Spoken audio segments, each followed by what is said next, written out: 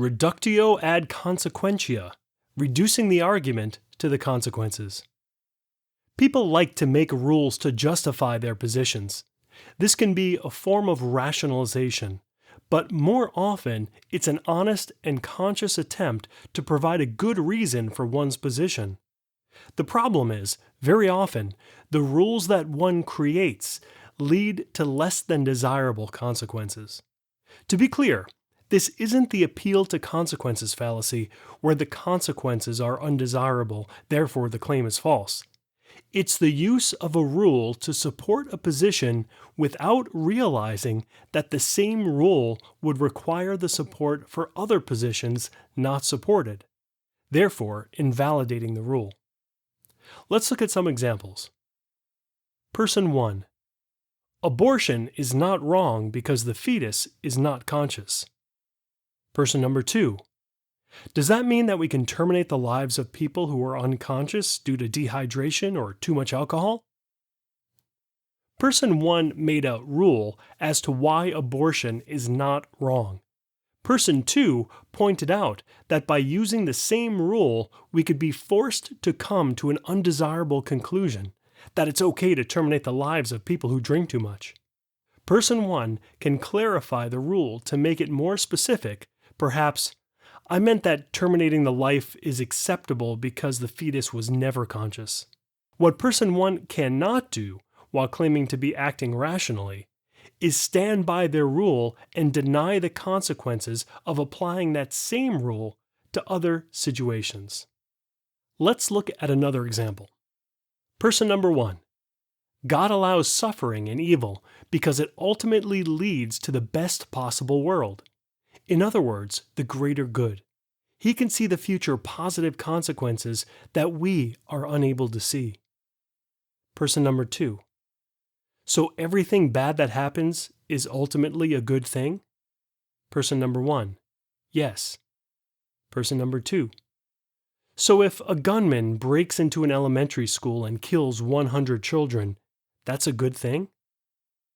Person number 1. No, it's an evil act that leads to a greater good. Person number 2. Then why should we attempt to stop it? In this example, the rule is implied from a reason. The rule would be, allow suffering and evil in the world only when it leads to a greater good, or the best possible world. The consequences of that rule would necessarily mean that our attempts to stop suffering or evil are futile, because regardless of our action, whatever happens will be the best possible outcome. Even if our futile attempt to stop evil will make us a better person, the fact that we don't attempt to stop it also means it is for the greater good and our indifference is required for the best possible world. And one more example. Person number 1. You should vote for people of color. There are too many white people in office. Person number 2. Should I vote for candidate X, the woman of color who is a Trump supporter and agrees that climate change is a hoax by the Chinese? Person number 1. No, not her. In this example, person number 2 pointed out what can be an exception to the rule. It has been said that to every rule there is an exception. Even that rule? So, should we never attempt to make rules? No. Rules generally make useful heuristics. The point of Reductio Ad Consequentia is to demonstrate that the rule being made is problematic and at worst invalid.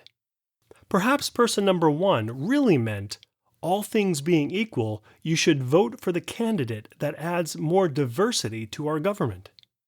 This is a much more nuanced and reasonable position than the simple rule to vote for people of color. As more exceptions are added to rules, the less useful and more invalid the rule becomes. People make rules to justify their positions, but due to the confirmation bias, they rarely put that rule to the test and attempt to falsify that rule. This is an effective strategy in argumentation and in testing one's own beliefs because it can expose an irrational justification for one's position. If one's accepted rule can no longer be used, they will attempt to come up with a replacement, which can lead to a different stance on one's position.